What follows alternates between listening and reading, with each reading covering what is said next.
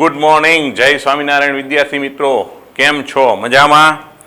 તો મિત્રો આપણે ઓલરેડી સ્થિત વિદ્યુતશાસ્ત્રનો વિભાગ એટલે કે ચેપ્ટર નંબર 1 અને 2 પૂરું કર્યું છે. તો હવે આપણે એના જી નીટના લેક્ચરો શરૂ કરવા જઈ રહ્યા છીએ. બરાબર જ? તો વિદ્યાર્થીઓ જ્યારે ચેપ્ટર પૂરું થાય ત્યાર પછી જી નીટના લેક્ચરો મળશે અને જે કંઈ એમસીક્યુ ચલાવવામાં આવશે એ તમને અહીંયા ડિસ્ક્રિપ્શનમાં એની પીડીએફ રહેલી હશે, એ ડાઉનલોડ કરી લેજો કે જેથી પ્રશ્નો તમારી સામે હોય અને તમે લેક્ચર જોતા હો તો તમને મજા આવે અને આપણો સમય પણ બચે. ઓકે, તો ચેપ્ટર 1ની આપણે શરૂઆત કરીએ છીએ. તો ચેપ્ટર 1ની અમુક ઇમ્પોર્ટન્ટ ફોર્મ્યુલા જે છે એની વાતો આપણે પહેલાં કરી લઈએ. તો પહેલી વસ્તુ છે, આપણને ખબર છે કે ક્વોન્ટમીકરણ.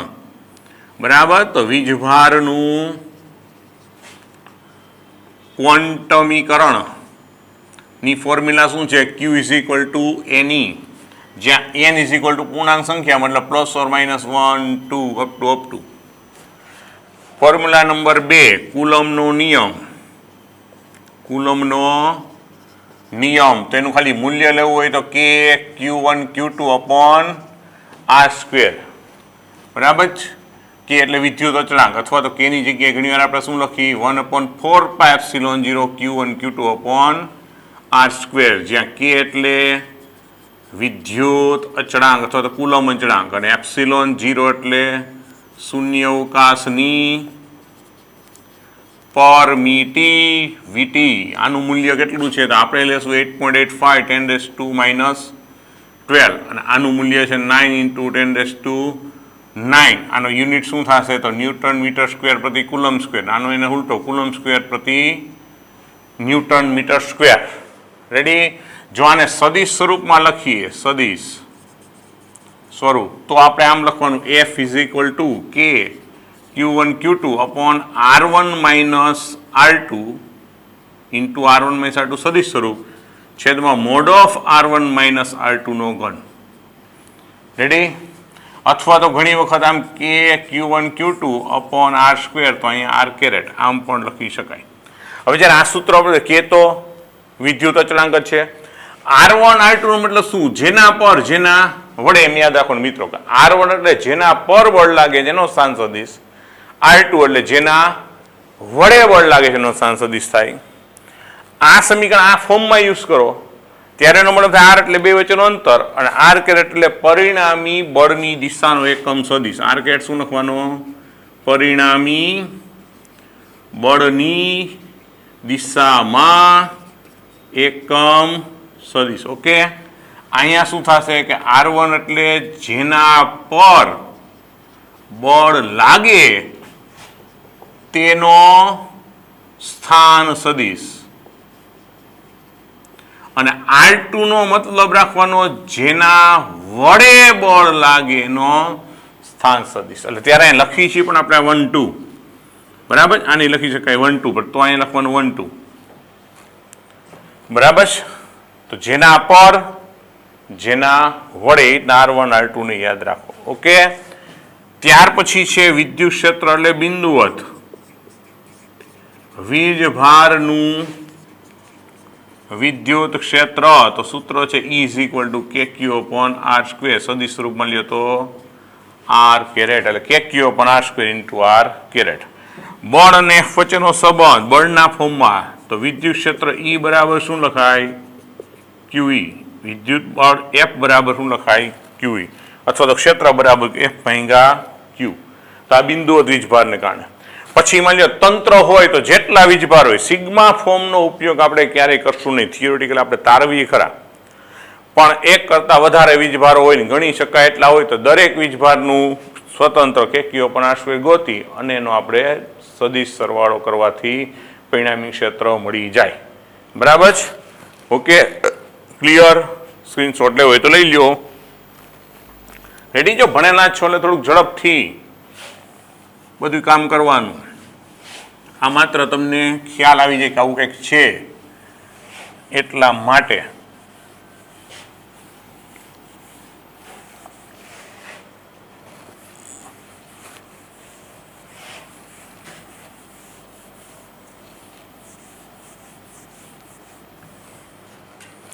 ત્યાર પછી જે આવે 1 2 3 4 કીધા હતા ને આપણે વાક્ય કર્યા હોય, બરાબર, સ્ટાર જ કરું કે ડાયપોલ મોમેન્ટ. તો ડાયપોલ મોમેન્ટનું સમીકરણ તો શું થાય? P બરાબર Q into 2A. Q into 2A, બરાબર છે. Q એટલે શું? કે વીજભારનું મૂલ્ય. અને 2A એટલે શું? બે વીજભારો વચ્ચેનું અંતર. ડાયપોલને કારણે ક્ષેત્ર, તો ડાયપોલને લીધે ક્ષેત્ર. તો એના ક્ષેત્રના બે મુદ્દા હોય. પહેલું અક્ષ ઉપર, તો અક્ષ ઉપર જનરલ સૂત્ર જ્યારે આપણે લખીએ ત્યારે E બરાબર 2kp z upon z square. જો અક્ષને z તરીકે લીધી હોય તો, બરાબર, આ આપણો બગડો છે મિત્રો.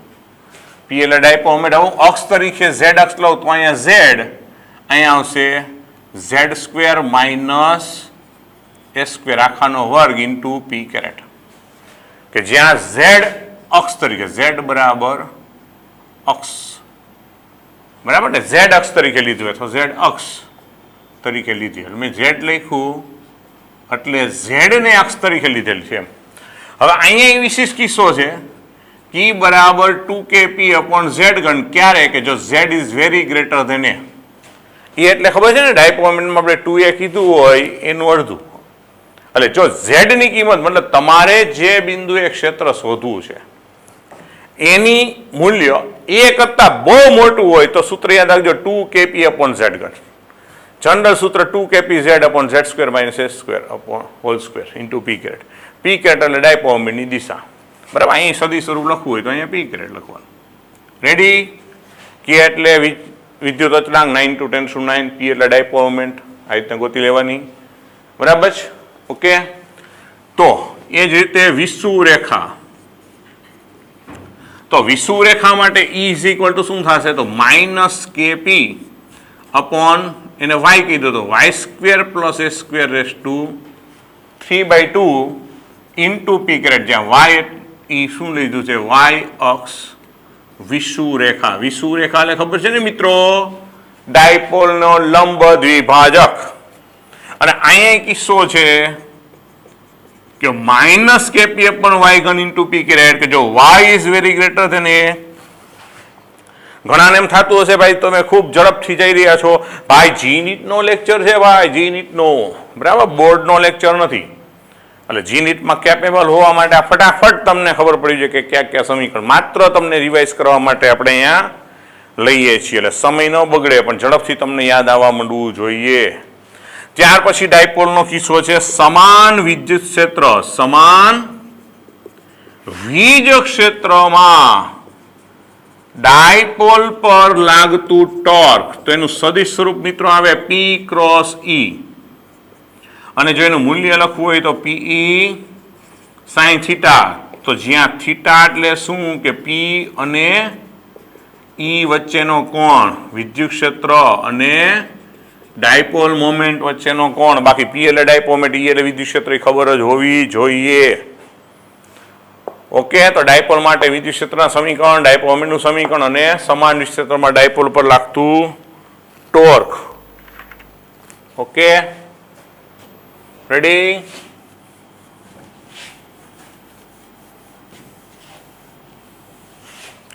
ત્યાર પછી મિત્રો આ જે કંઈ આપણે વાત કરી બધું અસતત વિતરણ કહેવાય. સતત વિતરણ કહેવાય એટલે એમાં શું આવશે? વીજભાર રેખીય ઘનતા. તો વીજભાર રેખીય ઘનતા એટલે કે સતત વિતરણ કેટલા પ્રકારનું હોય ભાઈ? 3 પ્રકારનું. રેખીય, સમતલીય અને સમતલીય અથવા પૃષ્ઠ વિતરણ અને કદ વિતરણ. તો સતત વિતરણ 3 પ્રકારનું હોય તો 3 પ્રકારની વીજભાર ઘનતા આવે. એટલે કે સતત વિતરણ માટે તો વીજભાર ઘનતા કઈ હોય? કે ભાઈ રેખીય વીજભાર ઘનતા, તેનું લેમડા. તો લેમડા એટલે કુલ વીજભાર છેદમાં લંબાઈ, બરાબર. આનું એકમ શું હોય? કુલમ પ્રતિ મીટર. એવી રીતના બીજી કઈ ઘનતા આવે? પૃષ્ઠ વીજભાર ઘનતા. તો સિગ્માનું સૂત્ર શું હોય? કુલ વીજભાર છેદમાં પૃષ્ઠનું ક્ષેત્રફળ. એનું એકમ થાય કુલમ પ્રતિ મીટર સ્ક્વેર. ત્રીજું આવે કદ વીજભાર ઘનતા. એની સંજ્ઞા હોય ρ. તો કુલ વીજભાર છેદમાં કદ એટલે કે કુલમ પ્રતિ મીટર ઘન. એટલે કે સતત વિતરણ હોય ત્યારે 3 પ્રકારની રેખીય વીજભાર ઘનતા. હવે ઘણીવાર આના ઉપરથી મિત્રો ક્ષેત્ર પણ ગોતી શકાય, પણ ક્ષેત્ર આધારિત પ્રશ્નો ઓછા પૂછાય છે, કારણ કે વીજભાર ઘનતામાંથી કુલ વીજભાર ગોતતા આવડે ને પછી કુલ વીજભાર આપણું ક્ષેત્રમાં પછી કિંમત મૂકી દેવાની. તો વીજભાર ઘનતા પછી કુલ વીજભાર ગોતવાનું હોય તો કુલ વીજભાર જ્યારે ગોતવાની વાત આવે ત્યારે સમીકરણ આમ યાદ રાખવાનું કે લેમડા ઇન્ટુ ડીએલ. જો રેખીય વીજભાર ઘનતા આપી હોય કુલ વીજભાર ગોતવાનું હોય તો બરાબર. એટલે આ લંબાઈની શરૂઆતમાં બીજી ઇનિશિયલથી ફાઇનલ, આઈ ફાઇનલ એટલે શું થાય ઇનિશિયલથી ફાઇનલ. એવી રીતના માની લો તમે સિગ્મા જાણો તો સિગ્મા ઇન્ટુ ડી આવી પણ ઇનિશિયલથી ફાઇનલ. અને કદ વીજભાર ઘનતા એને કુલ વીજભાર ગોતવાનું હોય તો વીડીવી આવી ઇનિશિયલથી ફાઇનલ. કુલ વીજભાર ગોતીને પાછું સમીકરણ તો આપણું ઓરિજિનલ હતું જે જનરલ સૂત્રમાં માપ મૂકી શકાય. ઓકે, પણ મોટા ભાગે તમને કુલ વીજભાર ગોતવાનું જ પૂછાય છે. એટલે આ 3 સમીકરણ ઘનતા ઉપરથી કુલ વીજભાર ગોતવા માટેના. ઓકે, ક્લિયર થાય છે. ત્યાર પછી મિત્રો પોઈન્ટ આવે છે વિદ્યુત ફ્લક્સ. તો વિદ્યુત ફ્લક્સ ફાઈ બરાબર સૂત્ર હોય E ઇન્ટુ એ અથવા તો લખાય E A cos થીટા. જ્યાં થીટા એટલે શું કે ભાઈ એ અને ઈ વચ્ચેનો કોણ. બરાબર. એ એટલે શું ક્ષેત્રફળ સદિશ, પૃષ્ઠના ક્ષેત્રફળ સદિશ. અને ક્ષેત્રફળ સદિશ ક્યાં હોય તો જે તે પૃષ્ઠને હંમેશા લંબ હોય. જે તે પૃષ્ઠને લંબ હોય તો વિદ્યુત ક્ષેત્રની વચ્ચેનો ખૂણો. પણ આ ક્યારે કે વિદ્યુત ક્ષેત્ર સમાન હોય ત્યારે. તમારું પૃષ્ઠ ભલે ગમે એટલા ખૂણે પીડ્યું પણ વિદ્યુત ક્ષેત્ર સમાન હોય તો. જો સમાન ન હોય તો તમારે સમીકરણ સંકલન કરવું પડે E ડોટ ડીએ. બરાબર છે. એટલે આ ક્યારે ઈ સમાન હોય તો ના શું થાય ઈ સતત હોય. બરાબર, સતત હોય એટલે બદલાતું રહે, પણ સતત હોય ત્યારે તમે આવું વાપરી શકો. આ અચળ હોય તો જ વાપરી શકાય. બરાબર.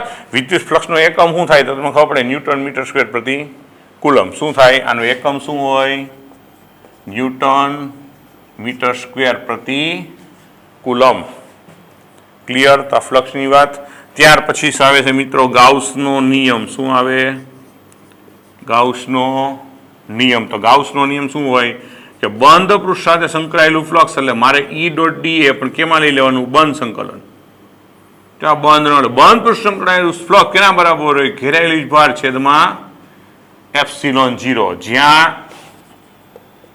ક્યુ એટલે શું કે ગાઉસિયન, ખાસ યાદ રાખજો ગાઉસિયન પૃષ્ઠમાં ઘેરાયેલ વીજભાર અને એપ્સિલોન 0 તો ખબર જ છે. તો આ ગાઉસના નિયમના આધારે આપણે અલગ અલગ બરાબર રેખીય વિતરણ પૃષ્ઠ અને ગોળાકાર કવચ એના વિદ્યુત ક્ષેત્રના સમીકરણ મેળવા તો એની નોંધ કરી એટલે અગત્યના સૂત્રોની નોંધ પૂરી. મિત્રો ખૂબ ઇઝી છે, ફટાફટ યાદ રાખો. આટલું યાદ રાખો ને પછી ગણવા માંડો એટલે બધું આવડવા માંડે. હા, સાથે સાથે અમુક ગુણધર્મો હોય. ખાલી સમીકરણમાં કિંમત મૂકવાથી કંઈ જવાબ ન આવી જતા હોય પણ પ્રશ્નનું લોજિક સમજવું પડે, કારણ કે આપણે 12 સાયન્સ છે. આ કોઈ 8મું 9મું નથી સમીકરણમાં કિંમત મૂકો લાવી જાય એવા પ્રશ્ન તમને પૂછાય.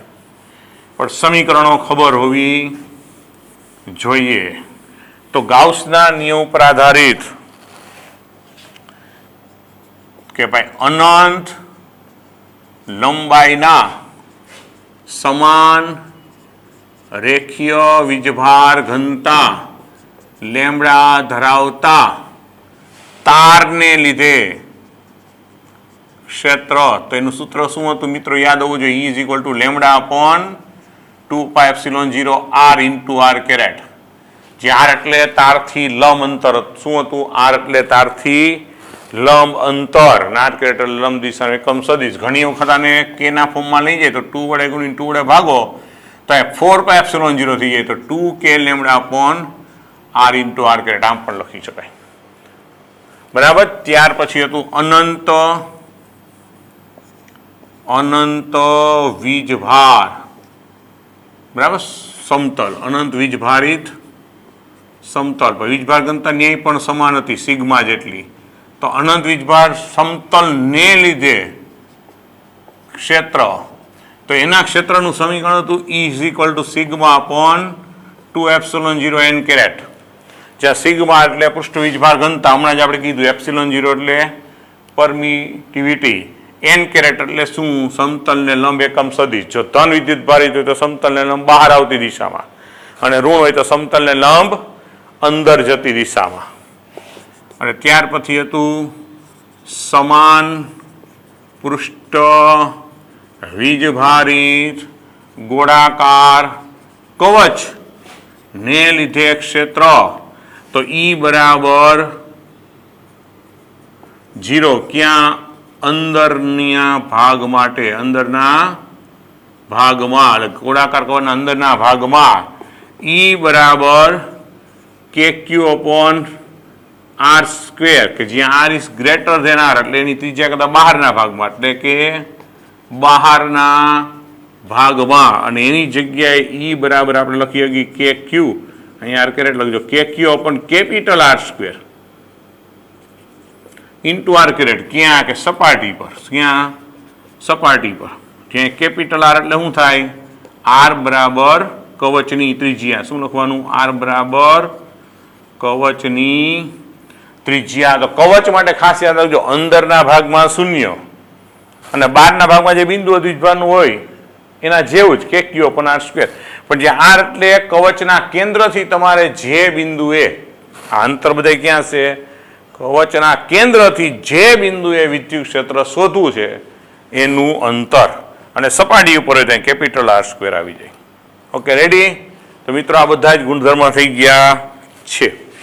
ઓકે, હવે આપણે નીટના પ્રશ્નો જે પહેલા ચેપ્ટરને ચાલુ કરીએ, બરાબર છે, ત્યારે અમુક જગ્યાએ એમાં સ્થિતિમાનના, કારણ કે તમને ઓલરેડી PDF ડિસ્ક્રિપ્શનમાં મૂકી દીધી, હવે પહેલા ચેપ્ટરની અંદર જ, કારણ કે સ્થિત વિદ્યુત શાસ્ત્ર છે ને કોમન મુદ્દો કહેવાય એકચ્યુઅલી, બરાબર. આપણું જે પહેલું ને બીજું ચેપ્ટર છે નીટ અને જીની દ્રષ્ટિએ શું કહેવાય? એક યુનિટ કહેવાય. ઓકે, પહેલા સ્ક્રીનશોટ લઈ લેજો. ઓકે, તો એ એક આપણું એક યુનિટ છે. એટલે ક્યારેક મિત્રો એવું બને કે તમે પહેલા ચેપ્ટરના MCQ સોલ્વ કરતા હોય, એમાં સ્થિતિમાનની વાતો આવવા માંડે, બરાબર. તો આપણે થાય સ્થિતિમાન તો બીજા ચેપ્ટરમાં પણ કોમન હોય, કારણ કે સ્થિતિમાન ઉપરથી ક્ષેત્ર શોધવાની વાત હોય, ક્ષેત્રની ચર્ચા ક્યાં કરી હોય? આપણે પહેલા ચેપ્ટરમાં. સ્થિતિમાનની ચર્ચા બીજા ચેપ્ટરમાં કરી હોય. કે તમે જ્યારે નીટ આપવાના, અત્યારે તો આખું બધા ચેપ્ટર ભણીને સળંગ આપવાના, તમારે કંઈ ક્લાસિફિકેશનની જરૂર નથી કે પહેલું કે બીજું. તમારે 12 સાયન્સમાંથી છે કે 11 સાયન્સમાંથી, એ સંદર્ભમાં તમારે ગણવા માંડવાનું જોઈએ. પણ અહીંયા એવું બનશે કે અમુક જગ્યાએ, બરાબર, પહેલા ચેપ્ટરમાં જે MCQ છે એમાં સ્થિતિમાનમાંથી ક્ષેત્ર શોધવાની વાત આવી છે, બરાબર. એવા પ્રશ્નો ક્યાંક આવે છે, એટલે હું અત્યારે અહીં નોંધ કરીને જ રાખી દઉં છું એને, કે આપણે જાણીએ છીએ કે ક્ષેત્ર અને સ્થિતિમાન વચ્ચેનો સંબંધ, આ તમને ખબર જ છે કે dV/d, ખબર છે ને? E = -dV/dx. તો એક સમીકરણને આધારિત બે પ્રશ્નો એવા છે, એટલે ખાલી ધ્યાનમાં રાખજો. બાકી જે કંઈ આપણે તમને કરાવ્યા એમાંથી જ છે. Okay, ready? તો હવે આપણે MCQ ભણવાનું ચાલુ કરીએ, બરાબર. જો આ વસ્તુ તમે ભણેલા જ છો, માત્ર રિવાઇઝ કરવાની વાત હતી, એટલે આપણે ઝડપથી તમને સમજાવ્યું, બરાબર. જેને સ્પીડ લાગી હોય એને ફરીથી લેક્ચરનો શરૂઆતનો ભાગ ફરીથી રિવાઇઝ કરી લેવો, બરાબર. પણ જેને ઓલરેડી આવડે છે, જેને બધી ખબર છે, એના માટે બોરિંગ ન થવું જોઈએ કે આ તો બધું સાહેબ ભણ્યા છે ને તમે પાછું. એટલા માટે ઝડપથી, ને એને ન આવડે ને 2 વાર જોઈ લેવું, આવડે એના માટે રિવાઇઝ થઈ ગયું બસ ફટાફટ. હવે આપણે ઝડપથી MCQની શરૂઆત કરી દઈ, બરાબર છે. તો જો હાઇડ્રોજન તમારી પાસે ડિસ્ક્રિપ્શનમાં તમને PDF મોકલી, એ પણ સાથે રાખજો એટલે પ્રશ્ન ઝડપથી જોઈ શકાય હોતે. ઓકે, એનીવે, હાઇડ્રોજન પરમાણુમાં ન્યુક્લિયસ ફરતે સ્મોલ r ત્રિજ્યાવાળી વર્તુળાકાર કક્ષામાં ગતિ કરતા ઇલેક્ટ્રોન પર લાગતું કુલંબીય બળ, બરાબર છે. ઓપ્શન આવી રીતના છે મિત્રો, પ્રશ્ન રાખવાનો નથી કે હું વાંચો, બરાબર. ઓપ્શન આમ છે: A K² upon R² into R caret, B -K² upon R² into R caret, C K² upon R ઘન into R caret, અને D -K² upon R ઘન, અહીંયા ઘન આપ્યું છે, into R સદિશ. આમ છે મિત્રો. ફરી વાર કહી દઉં, હાઇડ્રોજન પરમાણુમાં ન્યુક્લિયસને ફરતે આ ત્રિજ્યાની કક્ષામાં ભ્રમણ કરતા ઇલેક્ટ્રોન પર લાગતું કુલંબીય બળ. તો ભાઈ હાઇડ્રોજન પરમાણુમાં વચ્ચે એક પ્રોટોન જ હોય એટલે એનો વીજભાર કેટલો હોય ભાઈ? પ્લસ ઈ જેટલો. આ ત્રિજ્યાના માર્ગ ઉપર ઇલેક્ટ્રોન ભ્રમણ કરેલ, ઇલેક્ટ્રોન અહીંયા ભ્રમણ કરે છે એટલે એનો વીજભાર કેટલો હોય? માઇનસ ઈ. તો આના ઉપર લાગતું કુલમ બળ એટલે જો સદિશ સ્વરૂપમાં છે મિત્રો, તમને બધી જગ્યાએ આર કેરેટ કે આર સદિશ કેવું લાગે દેખાય છે. એટલે સદિશ સ્વરૂપમાં બળ કેમ લખાય ભાઈ? કે Q1 Q2 upon R square into R caret. તો અહીંયા મિત્રો કિંમત મૂકો ને F બરાબર કે. હવે Q1 એટલે પ્રોટોન અથવા ઇલેક્ટ્રોન, જેના પર આપણે બોલી જેના પર તો ઇલેક્ટ્રોન તો માઇનસ ઈ, સામે Q2 એટલે પ્રોટોન ઈ, એની વચ્ચેનું અંતર R square into R caret એટલે આપણો જવાબ થાય K square upon R square into R caret. શું થાય? Minus K square R upon R square into R caret આમ લખી શકાય. એટલે ચેક કરો કે આ તો બે પ્લસ છે તો નીકળી ગયા, આ બે માઇનસ છે પણ અહીંયા કે સ્ક્વેર અપોન આર ઘન ને આર કેરેટ છે નો હાલે.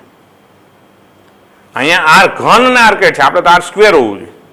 પણ આપણે જાણીએ કે કોઈ પણ સદિશની દિશાનો એકમ સદિશ કેમ લખાય? કે સદિશ ભાંગ્યા એનું મૂલ્ય. એટલે હું આને આમ લખી શકું આર સ્ક્વેર આમ ભલે રહ્યું, પણ આર કેરેટને કેમ લખાય? કે આર સદિશ છેદમાં એનું મૂલ્ય. તો આર સ્ક્વેર ઇન્ટુ આર એટલે આર ઘન થઈ ગયો ને, તો કે સ્ક્વેર અપોન આર ઘન ઇન્ટુ આર સદિશ. તો આ આપણો જવાબ થાય મિત્રો કે minus K square upon R ઘન ઇન્ટુ આર સદિશ, મતલબ વિકલ્પ ડી. જો અહીંયા આર કેરેટ આપ્યું તો આર સ્ક્વેર હાલે, અહીંયા આર કેરેટ આપ્યું તો આર સ્ક્વેર હતો આ જવાબ થાય, પણ આર ઘન આપ્યું તો આર સદિશ જ હોવો જોઈએ. રેડી? ઓકે. નંબર 2, બાજુની લંબાઈ એલ વાળા એક ચોરસના સમતલમાં ચોરસના નીચેના અડધા ભાગને સમાંતર સમાન વિદ્યુત ક્ષેત્ર ઈ લાગુ પાડતા આ ચોરસ સાથે સંકળાયેલું વિદ્યુત ફ્લક્સ કેટલું? જો મિત્રો આમ ચોરસ આપ્યો છે બરાબર, અને અડધા ભાગમાં અહીંયા સમાન વિદ્યુત ક્ષેત્ર છે. રેડી? ઓકે. અને એને ઈ જ કીધું છે. તો આની સાથે સંકળાયેલું ફ્લક્સ કેટલું ઈ ગોતવાનું. ઓપ્શન એ આપ્યો છે EL square upon 2, B option આપ્યું છે 0, સી ઓપ્શન આપ્યું છે EL સ્ક્વેર અને ડી ઓપ્શન આપ્યું છે EL સ્ક્વેર અપોન 2 એપ્સિલોન 0. શું થશે મિત્રો? વિચારો શું થશે? ફ્લક્સ ગોતવાનું છે.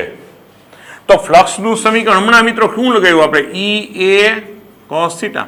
તો વિદ્યુત ક્ષેત્ર ઈ, હાલો ક્ષેત્રફળ એ એલ બાજુની લંબાઈનો ચોરસ છે એટલે એલ લંબાઈ ને એલ પહોળાઈ એટલે એલ સ્ક્વેર. પણ થીટા શું છે આ રકમમાં? હમણાં જ આપણે સૂત્ર લખ્યું, હમણાં જ લખ્યું. શું? સદિશ એ અને ઈ વચ્ચેનો ખૂણો. સદિશ એ ક્યાં લખાય મેં તમને શીખવાડ્યું હતું કે જે તે સમતલને લંબ. તો મિત્રો આ ચિત્રમાં વિચારો, ક્ષેત્રફળ સદિશ આમ આવે એ, અને વિદ્યુત ક્ષેત્ર આમ છે બોર્ડમાં, તો આમ એ અને આ બોર્ડ વચ્ચે ખૂણો કેટલો થાય? 90. બરાબર? તો અહીંયા આ ખૂણો કેટલો થઈ જાય? 90. એ અને ઈ વચ્ચેનો કોણ થીટા બરાબર 90 થઈ જાય. તો cos 90 તો જગતમાં શૂન્ય આવે મિત્રો. તો ઓપ્શન શું થઈ જાય? બી, શૂન્ય. કારણ કે ક્ષેત્રફળ સદિશ અને ઈ વચ્ચેનો કોણ શૂન્ય થશે. ઓકે. રેડી? જોઈ લ્યો. એવું લાગે તો સ્ક્રીનશોટ લઈ લ્યો.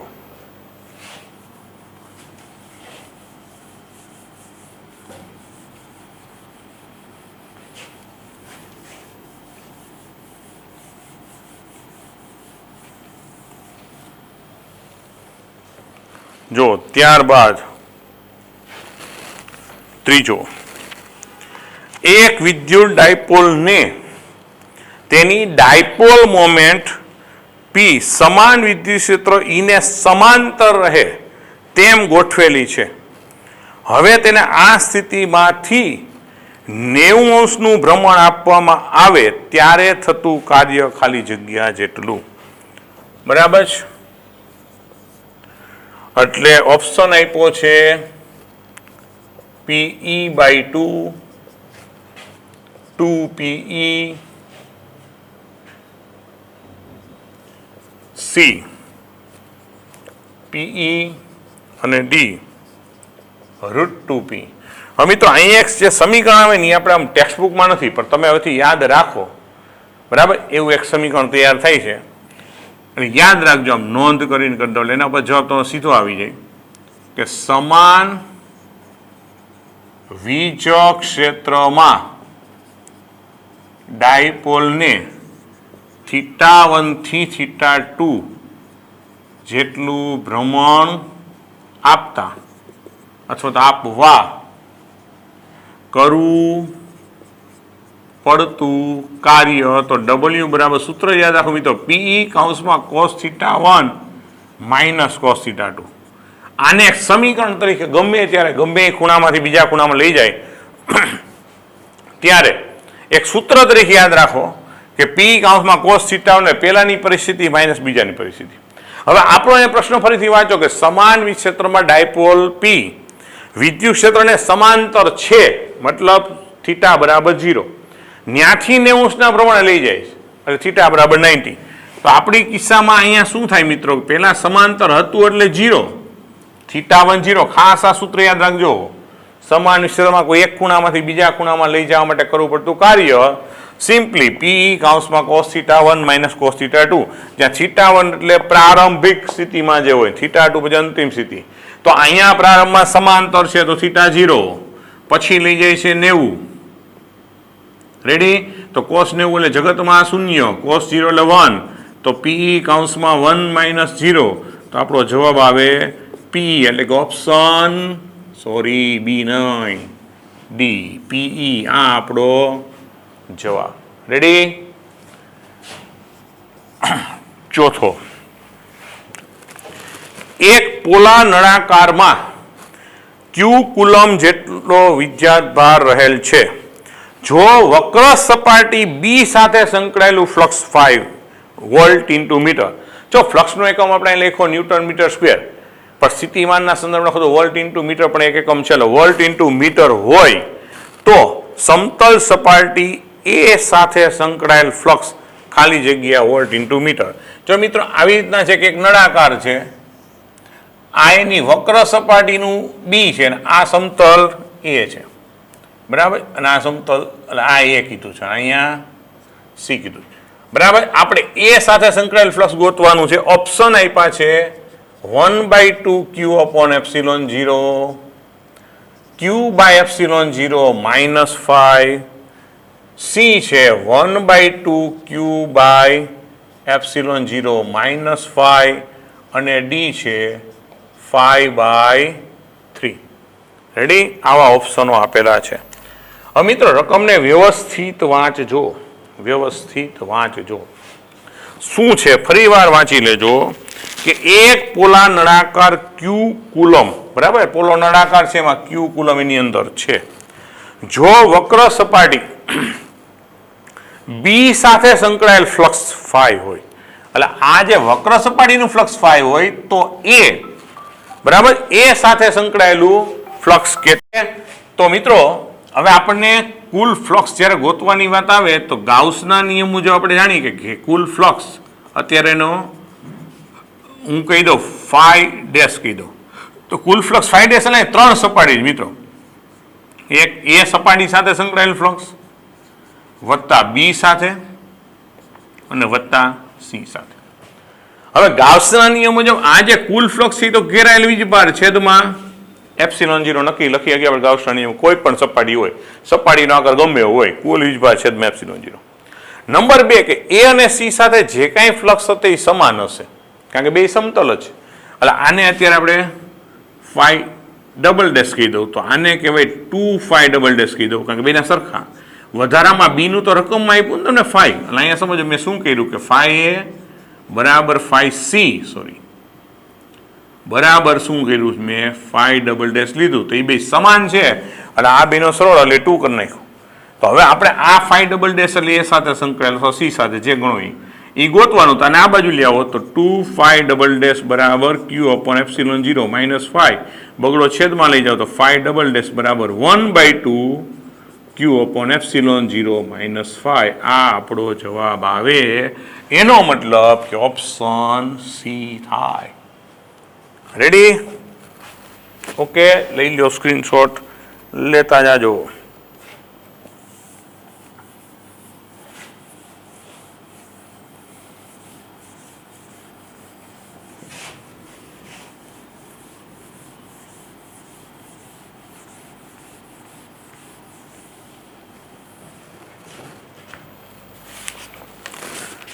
ત્યાર પછી છે મિત્રો ક્યુ -2q પ્લસ ક્યુ, ક્યુ -2q અને ક્યુ જેટલા બિંદુવત વિદ્યુત ભારોને અનુક્રમે BAA, જો BA એટલે XYZ સમતલમાં ક્યાં ગઈ છે, 0 0 0 એટલે ઉગમ બિંદુ ઉપર, અને A00 મારા ખ્યાલથી એમાં મિત્રો મિસ્ટેક છે, આવું ન હોઈ શકે, એટલે તમે સમજો કે એને ક્યુનો સ્થાન સદીશ, બરાબર છે, અને 2qનો સ્થાન 0 0 છે, ઓનો A00 છે, એટલે ઓનો લગભગ 0 B0. 1 મિનિટ આપણે એકબીજા બરાબર 2007માં નીટમાં છે તો છે ચેક કરી લઈ. એડી 0 A0 એટલે મિત્રો એ સુધારો કરજો, બરાબર છે, 0 A0 છે. એટલે જો રકમ વાંચું ફરીથી, એ ક્યુ -2q ક્યુ જેટલા બિંદુવત વીજભાર અનુક્રમે 0 A0 0 0 0 એટલે ઉદ્ગમ બિંદુ -2q અને A00 એટલે x અક્ષ ઉપર, ઓલું y અક્ષ ઉપર 0 A0 બસ સ્થાનો ઉપર મૂકવામાં આવે તો વિદ્યુતભાર તંત્રની વિદ્યુત ડાયપોલ મોમેન્ટના મૂલ્યો અને દિશા ખાલી જગ્યા બને. બરાબર, ઓપ્શન છે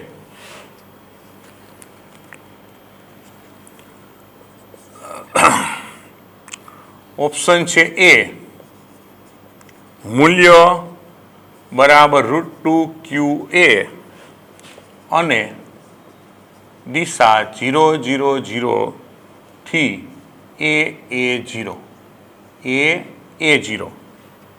તરફ, બરાબર છે. બી, મૂલ્ય QA અને દિશા 0 0 0 થી A0. સી, √2q એટલે મૂલ્ય √2qa અને પ્લસ x દિશા, બરાબર છે, અને ડી √2qa અને પ્લસ y દિશા. આમ છે. તો પહેલા મિત્રનું ચિત્રાત્મક નિરૂપણ કરીએ કે આમ ખરેખર જે વીજભાર રહેલા છે ક્યાંક કેટલું છે, કે આ x અક્ષ, આ y અક્ષ. હવે મિત્રો એમાં જે સ્થાન આપ્યા છે, બરાબર છે, કે અહીંયા વીજભાર q છે એટલે એના સ્થાન સદીશ આ થઈ ગયો a, કારણ કે અહીંયા આપ્યા 0 A0 પહેલા માટે આમ, પછી -2q અહીંયા આપ્યા છે ક્યાં ઉદ્ગમ બિંદુ પર, એને આમ શું હોય 0 0 0, અને એક વીજભાર તમને અહીંયા આપ્યો કારણ કે અહીંયા આપ્યા A00 ની q, એટલે આ અંતર શું થશે a. રેડી, આ વીજભાર q. તો આપણે આ તંત્રની ડાયપોલ મોમેન્ટ ક્યાં, હવે મિત્રો આ -2q છે ને આપણે એમ ગણી શકીએ -q, એટલે ડાયપોલ મોમેન્ટની દિશા હંમેશા ક્યાં હોય, ઋણ વીજભારથી ધન વીજભાર તરફ. એટલે આ એક -q ને +q છે એની ડાયપોલ મોમેન્ટ આમ મળે, એને હું P1 કહી દઉં, અને અહીંયા -2 એક -q આની અંદર જોઈ લો ને એક -q + q આ થાય તો ઋણથી ધન તરફ એક ડાયપોલ મોમેન્ટ એનું હું અત્યારે P2 કહી દઉં. તો અહીંયા શું પરિસ્થિતિ થાય કે અહીં, બરાબર, P1 જે મેં કીધું એ કેટલું લખાય કે વીજભાર q ને એની બે વચ્ચેનું અંતર r અને કઈ દિશામાં છે, ધન x દિશામાં. બીજો જે બને એ પણ તમને દેખાય કે q એનું મૂલ્ય બે વચ્ચે અંતર a, પણ એ દિશા ક્યાં છે, j કેરેટ. તો જો કુલ ડાયપોલ મોમેન્ટ P બરાબર શું થશે, P1 + P2. તો P1 આપણું શું છે મિત્રો કે QA × I કેરેટ, ઓલું શું છે QA × J કેરેટ. તો આનો મિત્રો સદિશ સરવાળો કરી, બરાબર, તો ત્યારે ખરેખર આપણે શું લખવું પડે, એનું મૂલ્યની વાત કરી છે.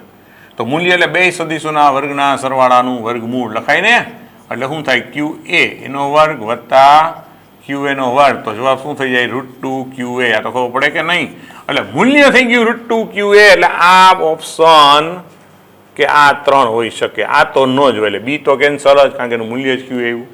હવે મિત્રો આની ડાયપો મોમેન્ટ આમ છે, આની ડાયપો આમ છે, તમે આમ સબાચોકો પૂરો કરવાનો, પરિણામી ડાયપો મોમેન્ટ આમ જ થાય. અને આ બે સમાન જ છે એ અંતર, માટે આ ખૂણો 45નો જ હોય. તો એવા સંજોગોમાં અહીં આમ શું હોય, એ 0 જ હોય. તો પરિણામી ડાયપો મોમેન્ટની દિશા ક્યાં થાય કે 0 0 થી એ 0. ઓપ્શન એ મિત્રો આપણો સાચો બને કે જેની દિશા 0 0 0 થી એ 0 તરફ. બરાબર છે ને? સાચો ઓપ્શન છે એ. ઓકે, સ્ક્રીનશોટ લઈ લ્યો જ. રેડી?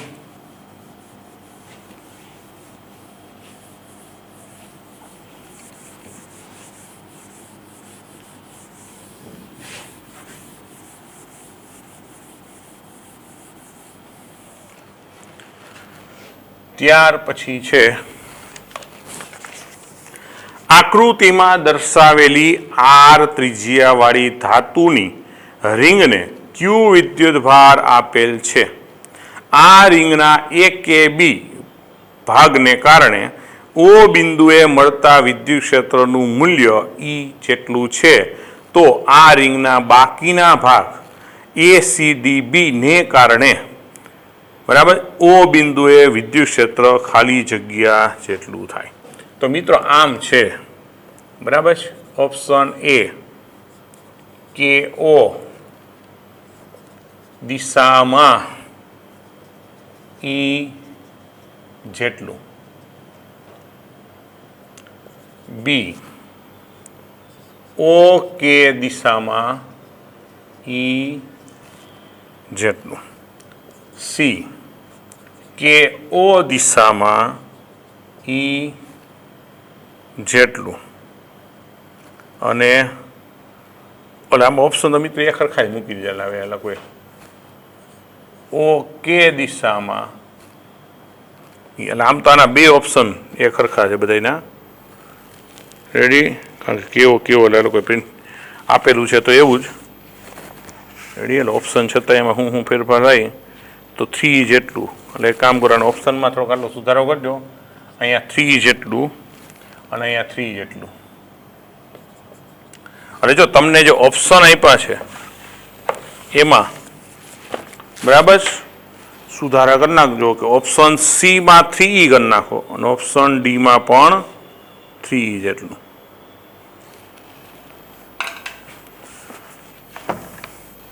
હવે જો આને વિચારીએ આપણે, આકૃતિ આમ છે મિત્રો,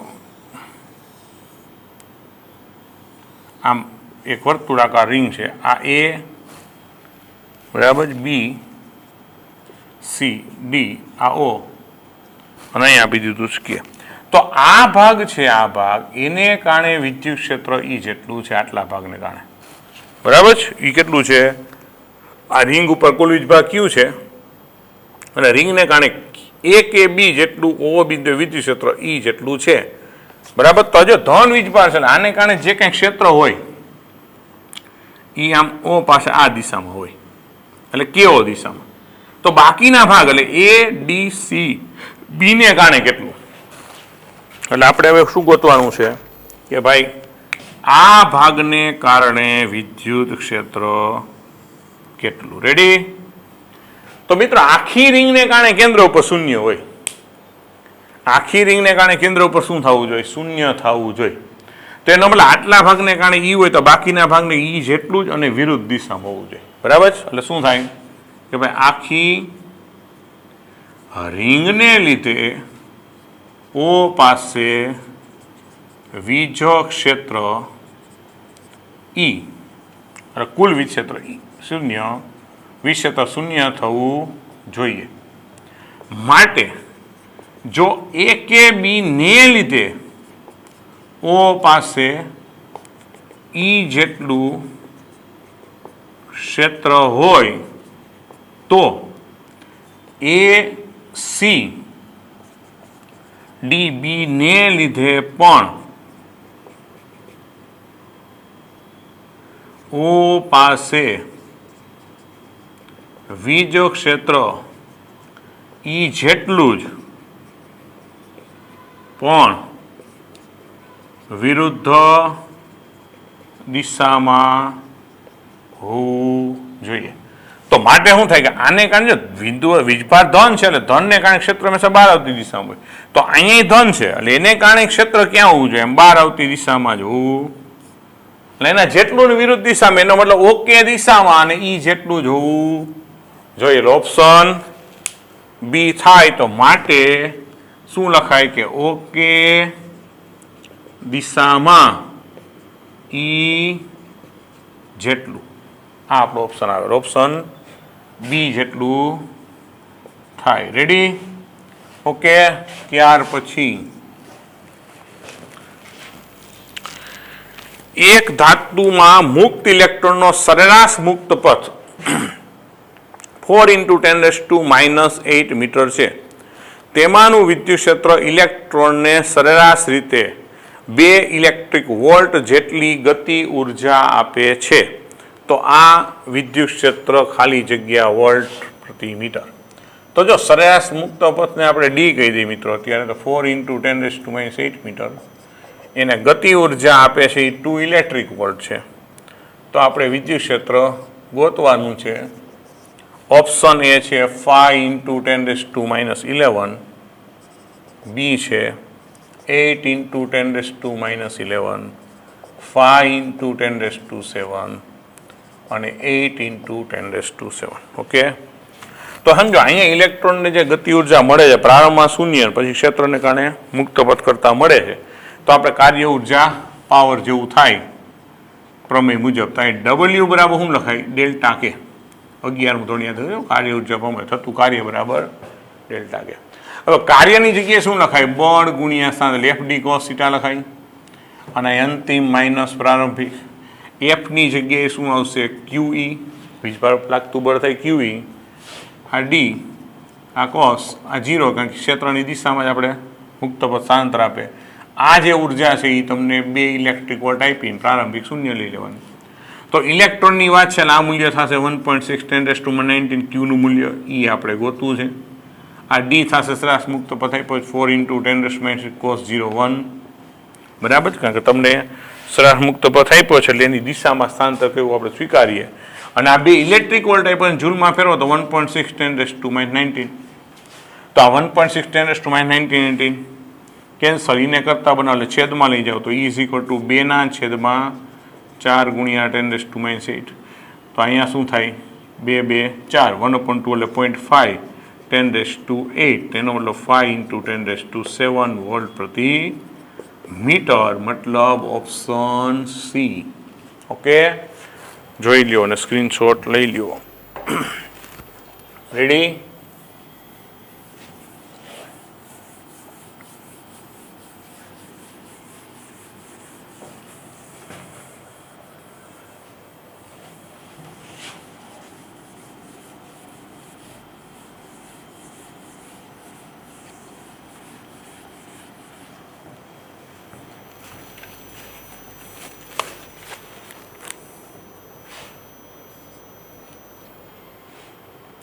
ત્યાર પછી 8. ડી અંતરે રહેલા ક્યુ જેટલો સરખો ધન વીજભાર ધરાવતા 2 આયનો વચ્ચે એફ જેટલું અપાકર્ષણ બળ લાગતું હોય તો દરેક આયને ખાલી જગ્યા જેટલી સંખ્યામાં ઇલેક્ટ્રોન ગુમાવ્યા હશે. તો ડી અંતરે ક્યુ જેટલો વીજભાર હોય મિત્રો, બરાબર, ઓપ્શન લખી દઉં. તો આયનોની સંખ્યા માટેના ઓપ્શન છે A = 4πε0 FD² / E². Option B √4πε0 FE² / D². C 4πε0 FD² / E². અને ડી 4πε0 FD² / Q². રેડી? તો અહીંયા ડી અંતરે 2 ક્યુ વીજભારો વચ્ચે લાગતું બળ. બહુ સિમ્પલ પ્રશ્ન મિત્રો, આપણે સીધું હું લખી 1/4πε0 Q² / D². પણ ક્વોન્ટમીકરણ મુજબ આપણે ક્યુ ઇઝ ઇક્વલ ટુ શું લખીએ કે એની તો કિંમત મૂકો તો F is equal to 1/4πε0 n square E square upon D square. તો n ને કરતા બનાવી દો બસ. તો 4πε0 એ ગુણાકારમાં લે 4πε0 F D square upon E square. તો n બરાબર under root 4πε0 F D square upon E square. Answer મતલબ ઓપ્શન સી. રેડી? ઓકે. ત્યાર પછી જો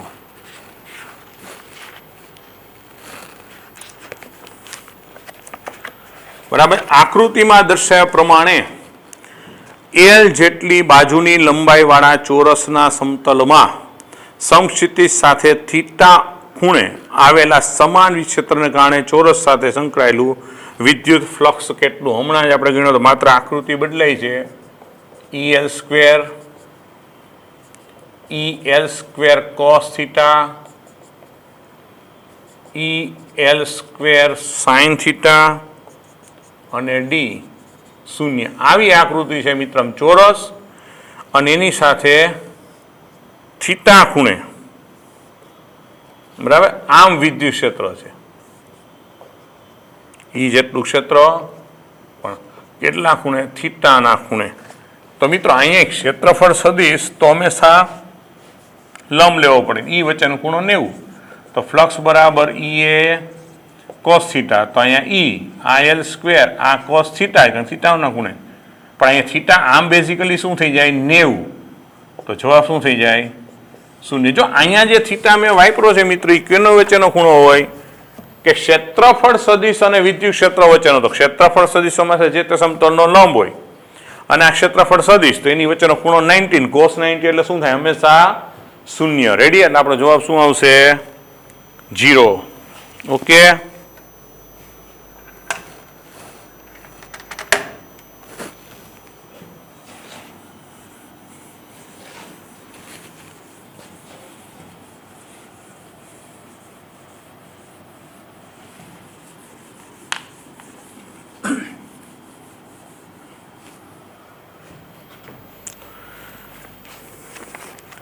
ત્યાર પછી છે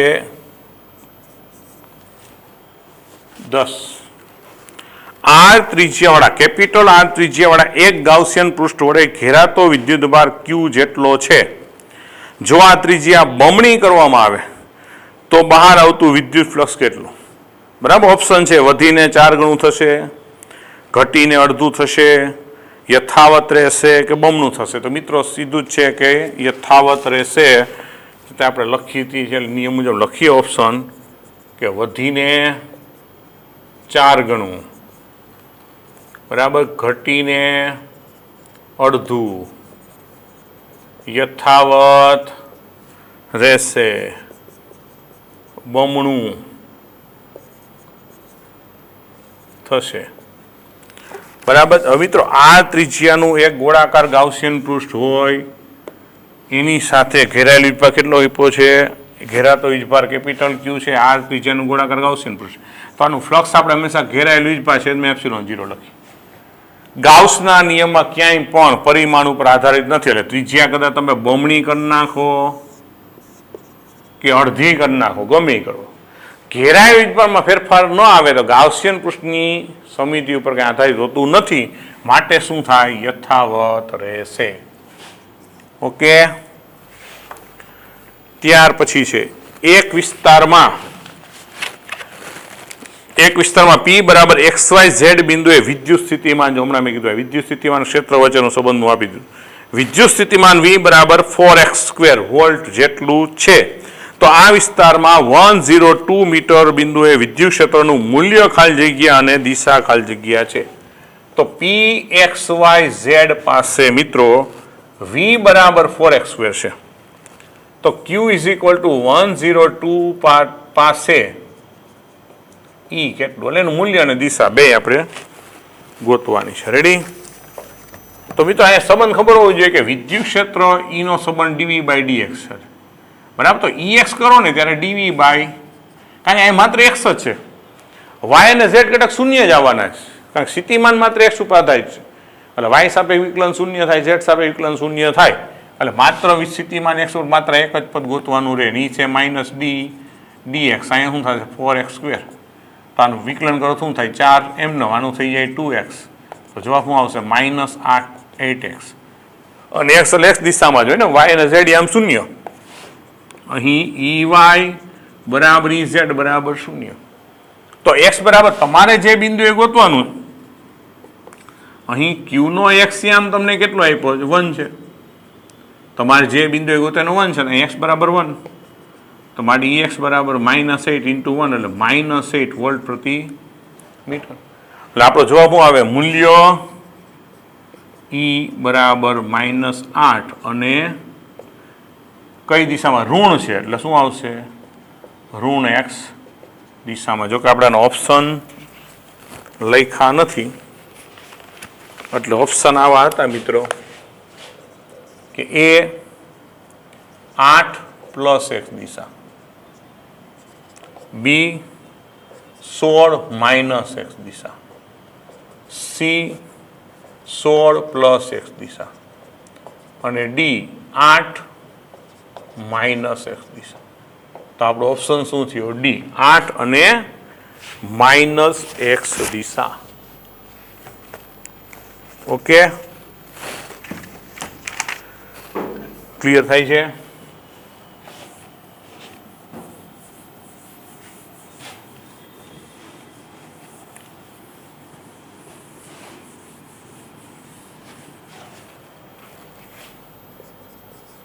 ત્યાર પછી છે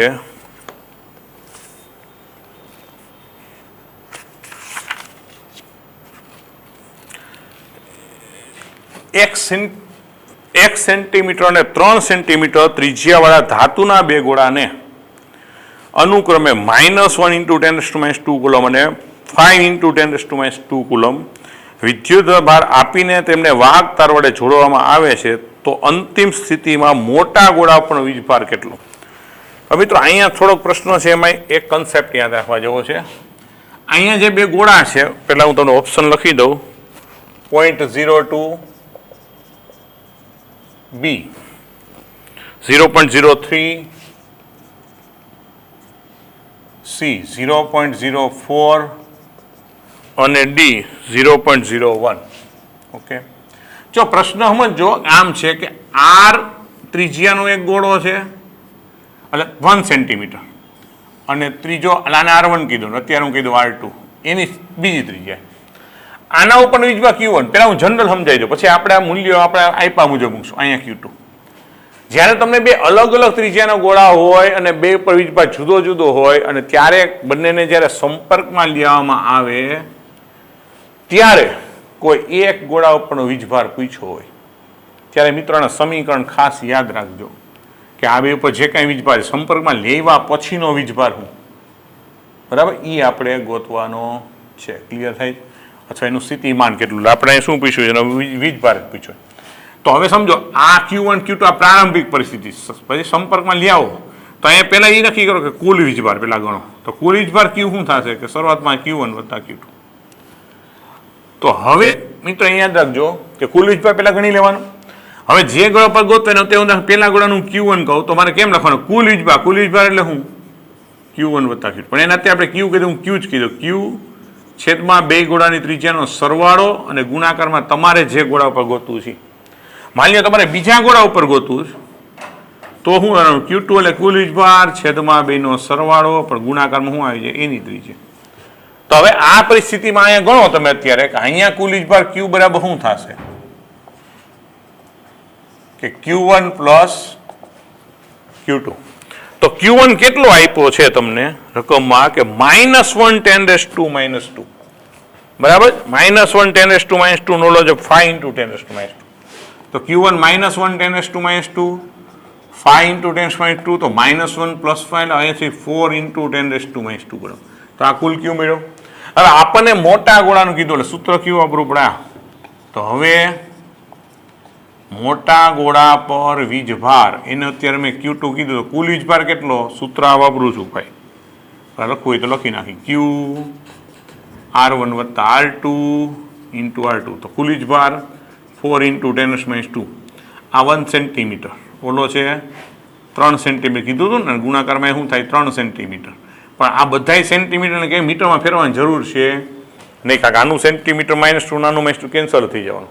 એટલે આમ નામ જ રાખીએ તો શું થશે 4 × 10⁻³ અને આ શું થયું 4, તો 4 4 કેન્સલ, તો 3 × 10⁻² શું થાય 0.03 કુલમ. ઓકે, તો આપણો ઓપ્શન શું મળે મિત્રો? રેડી? ઓકે, સ્ક્રીનશોટ લઈ લેજો. તો મિત્રો આપણે આજનો લેક્ચર અહીંયા રાખીએ છીએ, બરાબર? આટલા MCQ તૈયાર કરી લેજો. તમને ડિસ્ક્રિપ્શનમાં PDF આપેલી છે, ડાઉનલોડ કરી રાખજો. લેક્ચર જોતી વખતે સામે રાખજો તો તમને મજા આવશે. અને સામે આગળ ક્યાં ક્યાં MCQ એ પણ તમને ખબર હશે. એટલે નેક્સ્ટ લેક્ચર આવતા MCQ જે કંઈ છે એ આપણે ગણીશું. ઓકે, તો આજના લેક્ચર અહીંયા પૂરો. બધાને જય સ્વામિનારાયણ.